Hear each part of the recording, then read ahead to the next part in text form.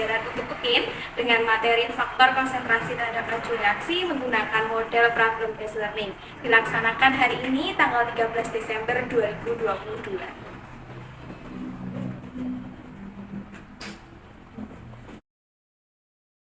Di sini tempat saya mengajar. We are the revelry, we are the dreamers. We dance through the night in our bones, we can feel it. Aiming for the stars against the sky. When we are together, we are bright. We'll light up. We've been waiting for this moment to come. We will make... Selamat pagi. Bismillahirrahmanirrahim. Assalamualaikum warahmatullahi wabarakatuh. Bagaimana kabar kalian hari ini, anak-anak? Sehat semuanya?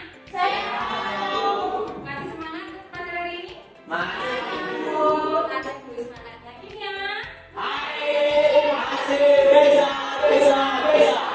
Kita semuanya. Kita akan semangatnya sampai akhir pembelajaran dan nanti pembelajarannya lebih menyenangkan, efektif dan kalian juga happy, gitu ya? Pembelajaran dimulai. Ayo silahkan tengok kanan kiri dulu. Ada sampah tidak? Kalau ada silahkan buang dulu ya anak-anak. Sebelum pembelajaran kita berdoa terlebih dahulu. Silahkan Mas Risa pimpin doa. Baiklah teman-teman, sebelum kita mulai belajar kita pada pagi hari ini kita berdoa untuk agama dan kepercayaan kita masing-masing. Doa dimulai.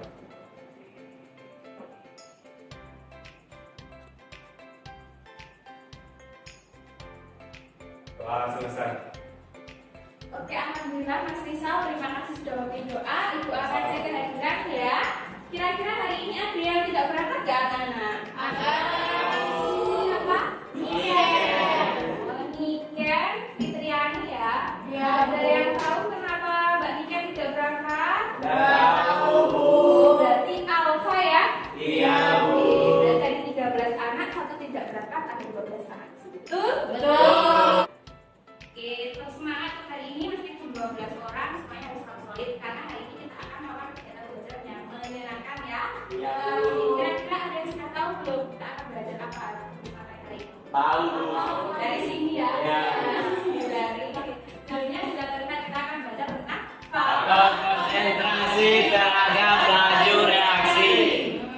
Faktor konsentrasi terhadap laju reaksi ini ada hubungannya dengan teori tunggal. Bukan berarti jadi dua, yaitu bukan efektif dan tidak efektif. Apa hubungannya teori hubungan dengan laju reaksi? Bukan hubungan efektif akan mempengaruhi laju reaksi. Bukan hubungan efektif akan mempengaruhi laju Reaksi. Nah, kemarin kita sudah belajar 3 faktor yang mempengaruhi laju reaksi, yaitu yang pertama keserupaan, yang kedua suhu, dan yang ketiga katalis. Hari ini kita akan fokus tentang faktor yang keempat, yaitu faktor konsentrasi terhadap laju reaksi. Nah, sebelum kita mulai pembelajaran pada hari ini, semalam sudah Ibu unggah modul aja tentang materi ini. Pasti sudah ada yang baca-baca ya. Nah, silakan di-scan barcode-nya, kita akan melakukan pretest untuk hari ini. Waktunya 3 menit dari sekarang. Silakan di-scan barcode-nya. Soalnya ada 2. Silakan pilih jawaban yang kira-kira menurutmu benar.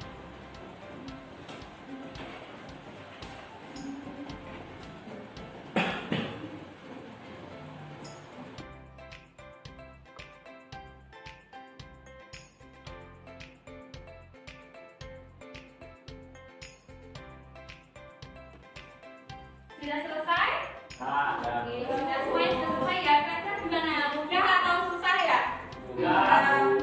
Mudah. Ada yang jawab mudah, ada yang jawab susah. Ya, nanti kita akan cek kita sekalian juga prosesnya di akhir pembelajaran. Nah, kalau sudah melakukan pretest, kita akan melihat dulu materi yang muncul dan sekarang kita akan buka. Masih ingat tentang praktik pembukaan tadi sudah ya? Dengan bagi menjadi 2, yaitu bukan efektif dan tidak efektif, dan mereka juga bisa mempengaruhi laju reaksi. Reaksi. Nah, masih ingat tidak cara penyimpanan bahan dari perubahan tidak terkendali? Yang kemarin sudah kita bahas. Masih ingat? Masih, Bu. Jadi ada dua perubahan fisika dan kimia yang bisa tidak terkendali ya. Kita bisa mengatur penyimpanan dan juga bahannya agar tidak mengalami perubahan tersebut. Nah, apa ada hubungan antara konsentrasi dengan laju reaksi?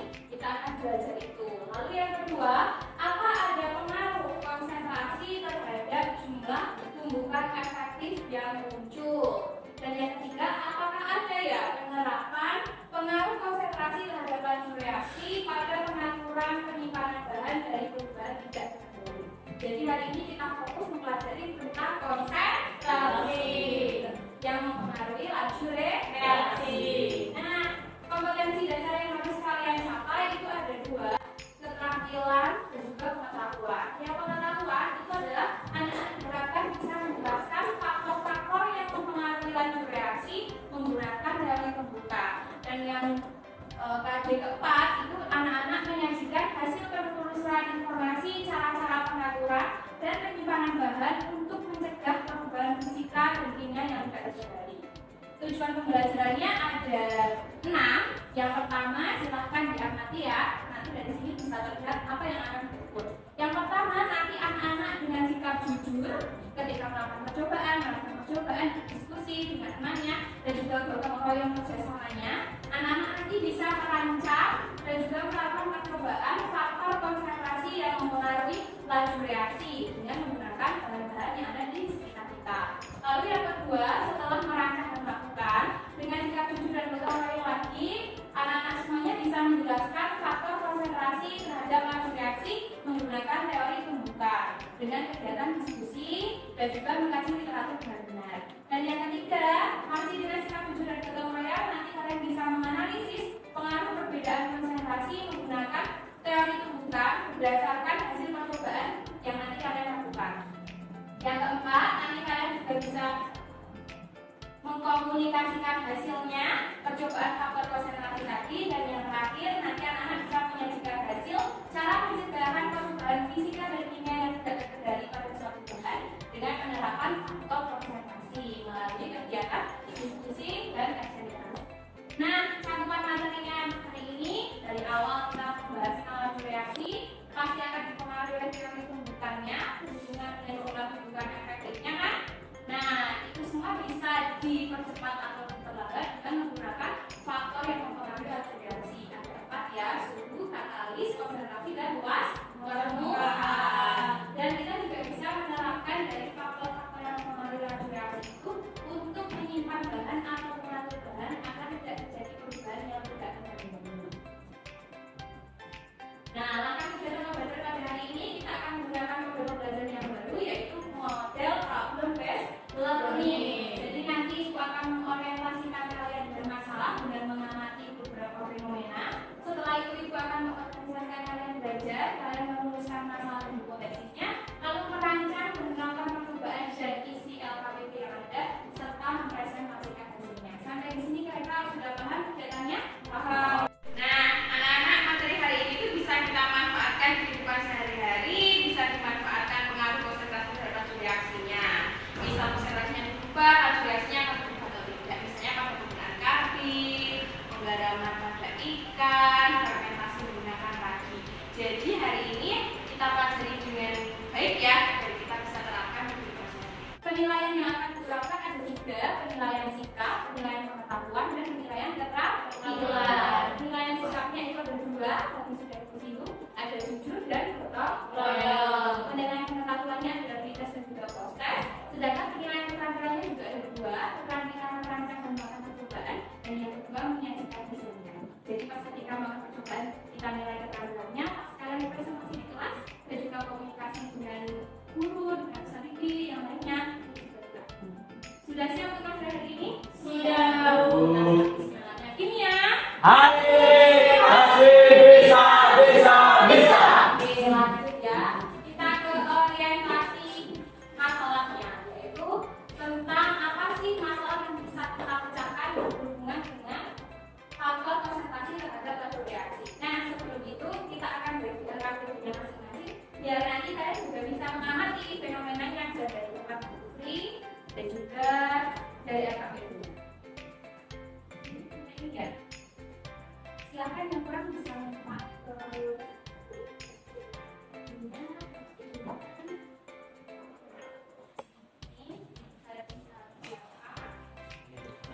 Tapi sekalian perhatikan ya modulnya. Jadi nanti ketika Mas sudah berkelompok, sudah bawa sendiri-sendiri LKP dan juga modulnya.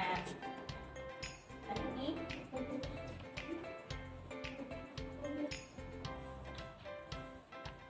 ada sisa LKP atau ada yang kurang? Ini Paulina belum dapat ya. LKP dapatkan tadi? Silakan dibuka LKP-nya. Sudah dibuka LKP-nya. Nah, coba kemudian mari orientasikan masalahnya. Kita lihat sama ya yang cerita yang bukti sama tidak KPD.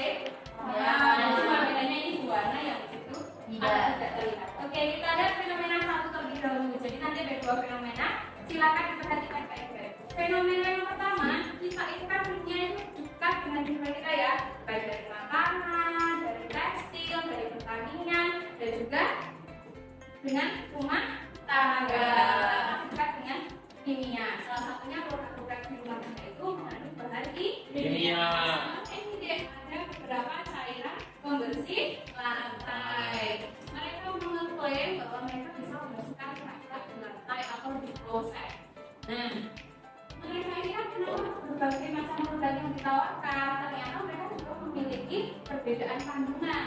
Nah, ini ada 1, 2, 3, 4, ada 4 contoh cairan pembersih lantai yang sudah ikut identifikasi di bawah sini permasalahannya. Ternyata ini deh cairan pembersih lantai yang pertama itu mengandung HCl 12%, yang kedua 8,5%, yang ketiga 5%, dan yang keempat 20%. Dari sini kalian nggak tahu dari 1, 2, 3, 4 ini mereknya apa, itu sengaja disembunyikan agar nanti kalian bisa analisis juga kalau di rumah. Oh, ini yang dibicarakan free di kelas gitu ya. Nah, dari fenomena ini, dari keempat ini, apakah kalian menemukan perbedaan? Ada Bu, Mbak Nabila, perbedaannya? Apakah perbedaan kadar HCl dengan pembersih lantai terhadap laju reaksi di HCl dan kerak di lantai? Oke, apakah perbedaan kadar ini ya mempengaruhi laju reaksi antara cara reaksinya sama kerak? Ada yang mau menambahkan lagi?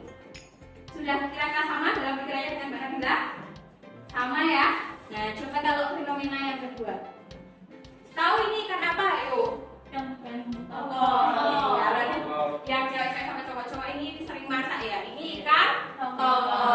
Ikan tongkol kalau dibiarkan saja akan mengalami pembusukan. Makanya kalau kita beli di pedagang-pedagang kan pasti ada yang ikan tongkolnya fresh dikasih es, ada juga yang tidak toh, ada yang dikasih garam.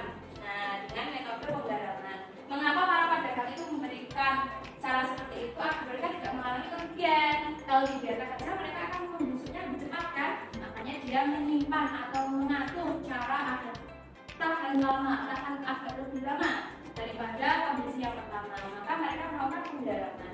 Penggaraman itu ada dua ya, ada penggaraman kering dan juga penggaraman basah. Nah, itu akan mengajak kalian tentang penggaraman yang basah. Nah, ikan tongkol ini diberikan garam dan juga air. Garamnya dilarutkan di dalam air terlebih dahulu, lalu dikasih ke tongkolnya, lalu disimpan.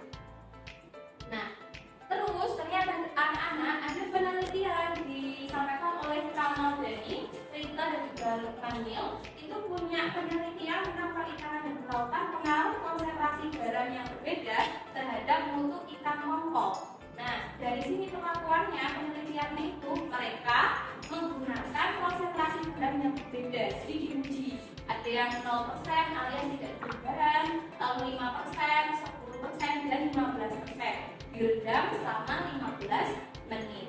Terus diuji sama mereka anak-anak untuk melihat kadar airnya dan menguji fenolonya dan juga melihat sifat organoleptiknya. Apakah ikan tongkol tersebut mengalami perubahan fisika dan kimianya? Mana yang menghasilkan hasil yang terbaik dari 0%, 5%, dan 10%, dan juga 15%. Dari sini fenomena kedua, ada yang bisa menemukan masalahnya? Oke, kalau Ada keseluruhannya antara perbedaan konsentrasi atau kadar garam yang diberikan pada ikan tongkol terhadap laju pengamatan pembusukan ikan tongkol. Oke, apakah ada perbedaannya ya? Berarti ya, hubungan antara laju reaksi penghambatan pembusukan ikan tongkol dengan konsentrasi garam tadi. Nah, berarti kita sudah sepakat ya anak-anak, kita akan memecahkan berapa masalah tadi? 2. Yang jelas sama punya Paulina. Nah, nanti bersama dengan kelompokku bisa saja didiskusikan kembali. Kalian tulis rumuskan masalahnya seperti apa dan juga tulis hipotesis. Hipotesis itu jawaban sementara. Boleh searching di internet, boleh baca bukunya Bu Pri atau dari buku paket. Nah, untuk memecahkan masalah dan menguji hipotesisnya, maka kita buat kelompok terlebih dahulu terdiri dari 4 sampai 5 orang. Biar adil kita hitung aja ya, dari 1 sampai 3 kita boleh berkelompok. Mulai dari Mbak, dari Anis. Ayo silakan Anis. 1, 2, 3, 1, 2, 3, 1, 2, 3. Oke, pas ya 12 anak kita bicarakan. Silakan berkumpul ke kelompok masing-masing terlebih dahulu, membawa LKPD, alat tulis dan juga bisa kelompok 1 dengan kelompok 1, kelompok 2 dengan kelompok 2, kelompok 3 dengan kelompok 3. Sudah ke kelompok? ya udah Ini kelompoknya Paulina berkumpul.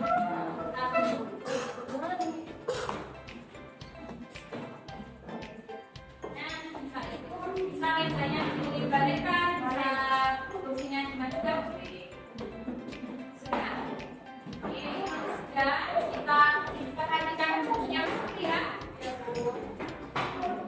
Satu kelompok yang pertama dan kembali. Sudah. Nah, kita lihat ya apa yang harus dipecahkan. Jadi tadi sudah menemukan permasalahan 2 di cairan bersih dan ikan tongkol yang hubungannya antara faktor konsentrasi terhadap laju reaksi. Kita misalkan masalah tersebut dengan kalian merancang percobaan sendiri. Ya, ibu akan sediakan beberapa alat dan bahan. Nanti silakan diskusi bersama kelompokmu apa alat yang akan dipilih, apa bahan yang akan dipilih, dan bagaimana langkah-langkahnya. Jadi ibu akan sudah sediakan ada pembersih lantai A 20%, B 12%, C 8,5%, D 5%. Lalu ada aluminium foil, ada cakang telur, ada serbuk kalsium karbonat CaCO3, ada sabun, ada air, ada botol, ada selang, ada balon, ada timbangan, ada stopwatch itu yang paling penting ya, ada gelas ukur, ada corong, ada pipet dan juga sarung tangan. Semua harus menggunakan sarung tangan ya, karena ini cara membersihnya itu keras. Nanti untuk mengurangi hal yang tidak kita inginkan lebih baik kita pakai safety, pakai sarung tangan. Dan juga pakai masker ya, karena baunya agak menyengat ya.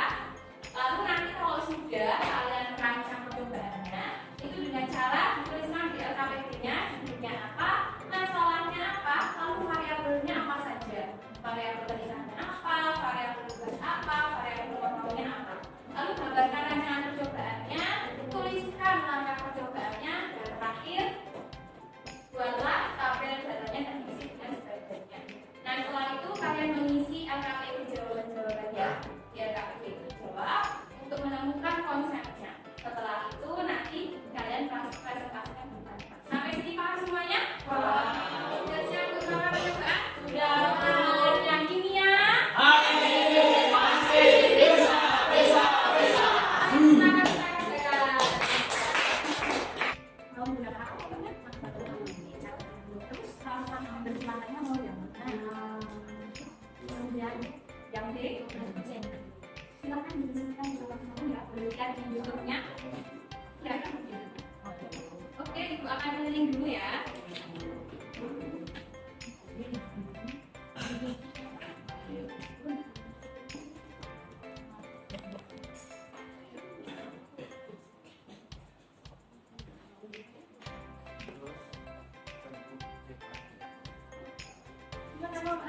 Mau rasa percobaan pakai apa? Mau pakai pembersih yang konsentrasinya 20%. Terus ada botol kaca 2, kolam 2, pakai toples, gelas ukur, stopwatch, air sama sabun. Pakai sabun berarti ya? Punya Paulina pakai sabun atau beda ya, kelompok 16 sama kelompok 6. Oke, punya Amanda kira-kira cara percobaannya? Kita pakai balon. Oh, Pakai balon dengan hitungan CA3 itu 1 gram dengan cairan pembersih lantainya yang 12 yang 12, terus pakai serbuk, tapi pakai galon ya? Iya. Pakai selang ya? Oke, punya Paulina pakai galon atau pakai selang? Pakai selang. Punya Nanda pakai selang ya? Iya. Oke, silakan berarti semua beberapa kelompok beda ya ini ya. Yang pakai cangkang solo, ada yang pakai serbuk, ada ketiganya. Nah, silakan dibuat nama percobaannya, variabelnya apa saja. Ditulis. Nah.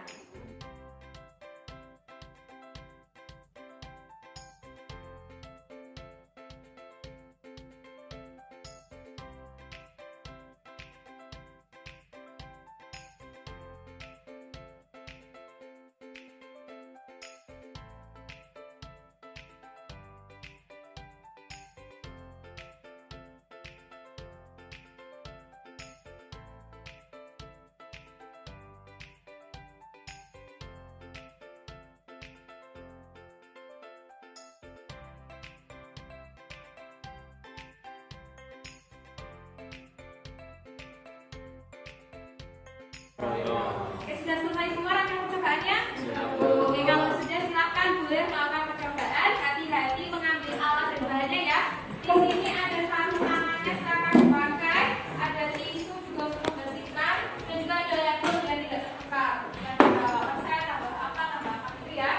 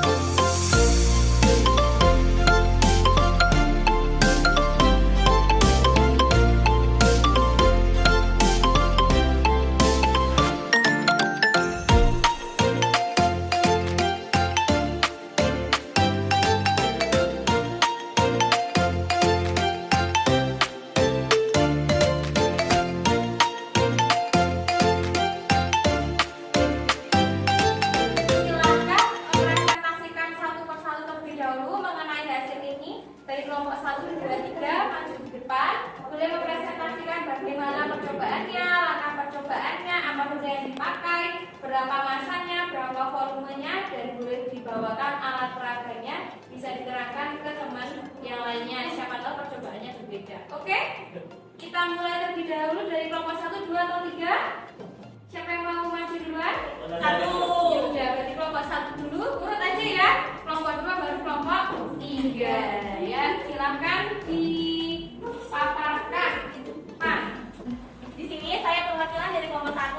Saya akan menginformasikan cara kami untuk menguji coba konsentrasi dalam HCl 20%. Di sini ada botol A yang pekat, itu asli murni 20%. Yang ini ada campuran air 5 ml dan pembersihnya 10 ml. Dan ini yang HCl 20% 10 ml. Di sini kami akan memasukkan CaCO3 dengan waktu yang bersamaan, yaitu dengan stopwatch, dan kita tutup dengan selang, dan kita akan mengamati hasilnya dan menghasilkan karbon dioksida. Dengan cara kita mengerti berartinya reaksinya dengan cara tidak muncul gelembung lagi atau tidak menghasilkan karbon dioksida. ada yang mau menanggapi untuk kelompok 1? Oke, gimana Mbak Mary? Silakan diutarakan apa yang mau dipertanyakan. Saya mau bertanya, apakah kandung selangnya itu sama? Apakah mungkin itu berpengaruh juga terhadap tanda waktu habis bereaksi? Ya, kami tadi sudah mengukurnya dan ukuran selangnya itu sama.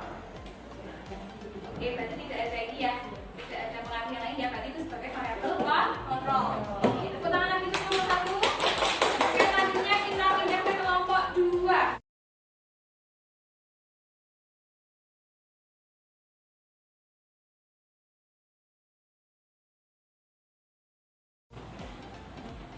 Soal nomor 7, lalu bagaimana hubungan antara perbedaan konsentrasi cairan pembersih yang kami gunakan pada percobaan dengan kemungkinan jumlah tumbukan efektif yang terjadi pada percobaan?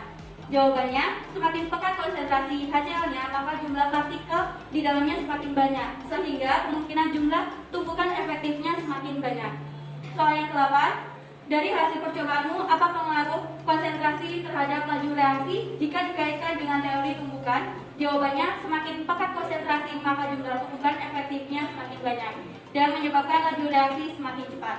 Yang ke-9, pengaruh konsentrasi terhadap laju reaksi dapat dimanfaatkan untuk penerapan cara pengaturan atau penyimpanan bahan agar tidak mengalami perubahan fisika dan kimia yang tidak terkendali.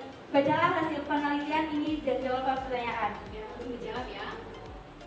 Jawabannya, iya, semakin pekat konsentrasi garam yang dipakai dalam proses penggaraman akan mempengaruhi mutu ikan tongkol jika dilihat dari laju penghambatan reaksi pembusukan. Tepuk tangan dulu untuk kelompok 1 semuanya. Nah, kira-kira dari kelompok 1 presentasi ini, apakah ada kelompok yang mempunyai jawaban yang berbeda? Mungkin kami tadi berbeda, tapi intinya ada nggak yang jawabannya berbeda? Tidak? Oke, sama semua ya? Oke, kita berikan applause untuk semua kelompok sudah bekerja dengan baik. Itu boleh ditutup untuk kelompoknya. Sekian presentasi LKPD dari kami. Terima kasih dan selamat pagi. Ternyata kelompok 1, kelompok 2, dan kelompok 3 itu setiap kelompok memiliki percobaan yang berbeda-beda, ya kan? Setelah tadi sudah dipresentasikan. Kelompok 1 botol A berisi HCl pekat ditambah 10 CaCO3. Nah, ini menggunakan cairan pembersih berapa persen kadar HCl-nya tadi? 20%. Ini 20%. Terus berapa massa CaCO3-nya? 1,5 gram. 0,5 gram. Ternyata didapatkan hasil yang pekat habis bereaksinya di waktu 2 menit 47 detik dan yang encer 5 menit 9 detik. Sedangkan kelompok 2 ini berbeda dengan kelompoknya Nanda ya. Dia menggunakan balon kan? Nah, HCl-nya 12%, massa CaCO3-nya berapa? 1 gram. Itu ya 1 gram. Dan ternyata membutuhkan waktu habis bereaksi untuk HCl pekatnya sebesar 7 menit 28 detik, yang encer 8 menit 59 detik. Sedangkan kelompok 3 HCl encer sama pekatnya dan menggunakan cara telur ya. Nah, berapa kadar HCl pekatnya tadi berdasarkan cara pembuatannya? 12%. Masa cara telurnya? 1,5 gram. Oke, berarti kalau dilihat dari kelompok 1, 2, 3 kita bisa bandingkan kelompok 1 dan 2 percobaannya sama, namun konsentrasi HCl-nya berbeda. Kelompok 1 menggunakan yang cara pembersih 20%, yang kelompok 3 menggunakan 12%. Kita tidak bisa membandingkan antar kelompok karena sudah berbeda. Kita bandingkannya pada perlakuan lainnya dari kelompok 1, 2, dan 3, hasilnya adalah yang HCl pekat, semuanya melakukan menggunakan HCl pekat ternyata membutuhkan waktu reaksi yang lebih cepat dibandingkan yang encer, ya kan? Meskipun dengan perbedaan CaCO3-nya, yang pakai CaCO3, ada yang pakai sangat peluh, dan perbedaan masanya. Nah, kenapa ini bisa menjadi perbedaan? Apa hubungannya konsentrasi dan juga laju reaksi? Nah, kita bisa lihat dari ilustrasi ini. Terlihat kan? Jika kita lihat di sini ada Erlenmeyer dengan volume lautannya 100 ml, ada Erlenmeyer A dan B. Yang 100 ml itu terdiri dari HCl juga sama yang B. Kalau dilihat dari gambar ini, kalian bisa menentukan nggak mana yang lebih pekat, A atau B? B. Kenapa kalian akhirnya menjawab yang B yang pekat? Jumlah partikelnya lebih banyak daripada yang A. Laju reaksi itu kan tadi berhubungan dengan energi tumbukan. Mereka akan bereaksi kalau ada tumbukan efektif, energinya pas, dan tumbukannya orientasinya sudah tepat. Nah, kalau kalian lihat antara A sama B ini, jika terjadi tumbukan, mana peluang yang mengakibatkan atau menimbulkan tumbukan efektif paling banyak, A atau B? B. Karena mereka lebih rapat ya, lebih banyak, jadi kemungkinan untuk saling tumbukannya lebih banyak. Nah, coba kita lihat animasi ini. Nah, bagaimana dengan yang ini anak-anak? Terlihat? Terlihat ya? Nah, ini ternyata ada penelitian tadi pengaruh konsentrasi garam yang berbeda terhadap mutu ikan tongkol. Sudah Ibu bahas ya yang tadi ya. Lihatlah prosesnya melalui video ini. Nah, ini adalah videonya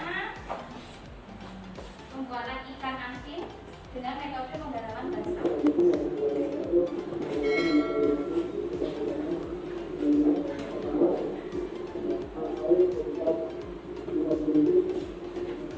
Jadi anak-anak, kalau tadi itu sudah disampaikan secara umum, semakin pekat konsentrasinya maka kemungkinan jumlah efektifnya akan semakin besar, maka laju reaksinya akan semakin cepat. Itu ya, ternyata sudah bisa dilakukan di sini. Namun anak-anak, konsentrasi ini, pengaruh konsentrasi ini tidak berpengaruh untuk semua reaksi. Terdapat reaksi yang tidak dipengaruhi konsentrasi. Mengapa hal itu bisa terjadi? Nah, jadi reaksi itu ada ordernya, ada order 0, ada order 1, ada order 2, ada order negatif, ada juga ordernya yang pecahan. Nah, order 0 itu berarti pangkatnya 0 semua, yang dipangkatkan 0 itu artinya adalah 1. Jadi laju reaksinya, jika ini adalah konsentrasi HCl, jika kita pangkatkan dengan 0, ordernya 0, ordernya 0, maka dia tidak akan berpengaruh mau diencerkan, mau dibukatkan. Kalau ordernya 0, dia tidak akan mempengaruhi laju reaksinya. Jadi bisa ditarik kesimpulan juga, tidak semua reaksi memenuhi syarat ini tadi pengaruh konsentrasinya yang berbeda dari order. Nah, untuk order kita akan bahas untuk materi selanjutnya. Jadi ini baru Ibu berikan informasi. Nah, untuk penelitian tadi dibuat dengan kadar yang berbeda, konsentrasi yang berbeda, 0%, 5%, 10%, dan 15%. Ternyata didapatkan hasil, ini tulisannya kecil ya, nanti bisa dilihat di LKPD-nya. Ternyata yang dipilih untuk mutu ikan tongkol paling baik adalah yang konsentrasi garamnya 15% dengan kadar pH 0,04%. Nah, sampai sini dulu. Ada yang mau ditanyakan tidak? Tidak ada ya. Yang untuk ikan tongkol tadi itu laju reaksinya bukan semakin cepat, tapi malah semakin lambat. Karena si garam ini fungsinya adalah sebagai bukan katalis. Kalau kemarin kita sudah belajar katalis kan, katalis mempercepat laju reaksi. Kalau garam ini di sini berfungsi sebagai inhibitor atau zat penghambat. Jadi yang garam di sini dia tidak sebagai inhibitornya. Konsentrasi inhibitornya dibuat berbeda-beda, ternyata mempengaruhi laju pembusukan, perubahan fisika dan kimia pada ikan. Sampai sini hari ini sudah paham semua untuk pembelajaran hari ini. Kira-kira dari pembelajaran hari ini apakah yang Ibu sampaikan bisa diterima? Bisa. Nah, anak-anak, ayo kita tarik kesimpulan untuk pelajaran hari ini. Oke, siapa yang ingin mencoba untuk menarik kesimpulan? Oh iya, silahkan Mbak Nabila.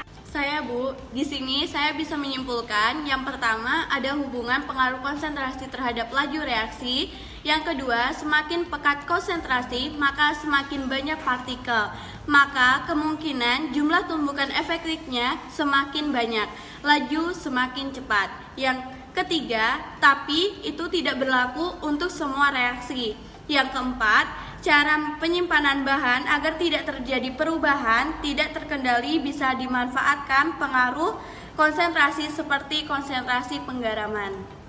Kita lihat dulu dari tujuan pembelajarannya. Kita cek ya, apakah hari ini sudah kita mencapai tujuan pembelajarannya dengan baik. Tadi tujuan belajarnya sudah merancang dan melakukan percobaan, sudah tercapai ya. Lalu sudah bisa menjelaskan faktor konsentrasi dan laju reaksi dengan menghubungkan dan menghubungkan, sudah bisa? Ya.